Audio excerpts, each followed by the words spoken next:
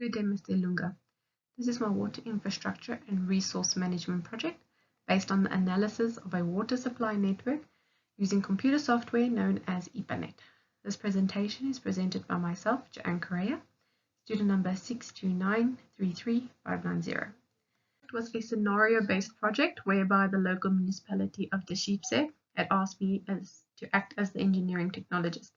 It is my role as the engineering technologist to conduct the required analysis and designs to demonstrate whether the water services development plan proposed can in fact be implemented efficiently. The water supply network will need to be able to supply 4 townships. The given criteria included the following: the average daily demand for each township, the duration of the simulation, which was 72 hours, a pattern time step of 4 hours, a 24-hour demand ratio, the data curve volume to be set to 600 liters per second with a head of 80 meters.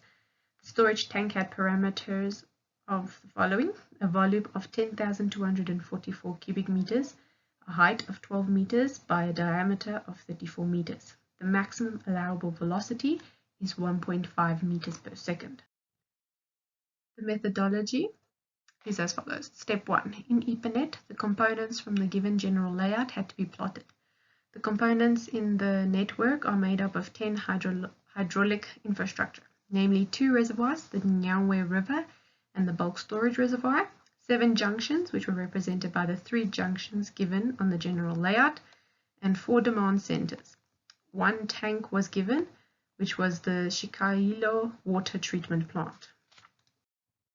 The initial run was stated to start with a diameter of 300 millimeters for all the pipes. The results gave a warning message as some of the components gave a negative pressure. In the table, the results show that pipes 6, 7, 1 and 5 had velocities over the allowable limit of 1.5 meters per second. The pressures at each demand was all negative, which was not acceptable.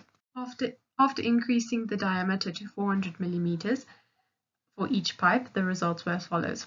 Pipe 6, 7 and 1 were still over the allowable limits, but the values were lower. Pipe 5 was within the allowable velocity.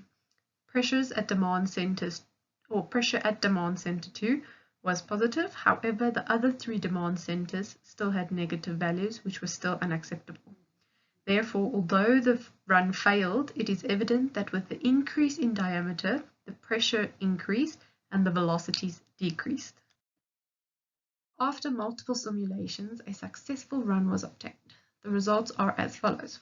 All velocities are below the allowable value of 1.5 meters per second. All the pressures at the 4 demand centers are positive. For the discussion of the results, although keeping all the pipe sizes the same, diameter increases the pressure to give favorable results. This would not give practical velocities. The sizes were based on the standard dimensions from flow-tight GRP pipe system.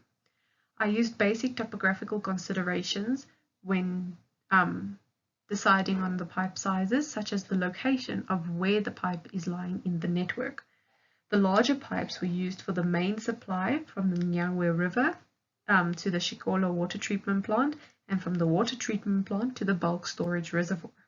From there, I decreased the pipe sizes as gravity would naturally take its course, which would help with the velocities and pressure. The sizes of the pipes to be used for the water supply network are as follows.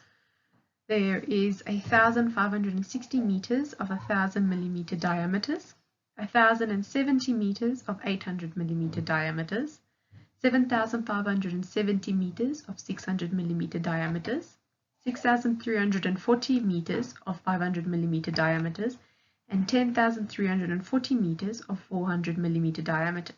This gives a total length of 26,880 meters of pipes that need to be installed.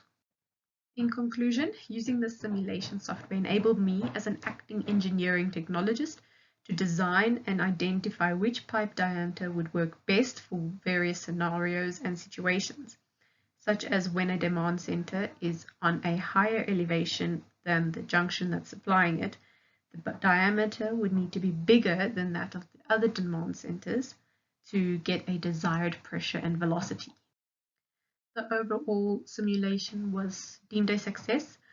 I feel I have successfully used the computer software to demonstrate basic hydraulic design calculations.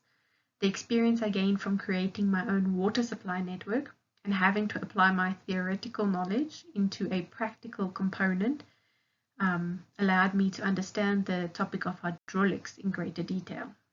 I want to thank you for listening to my presentation regarding the analysis of water supply network using EPANET.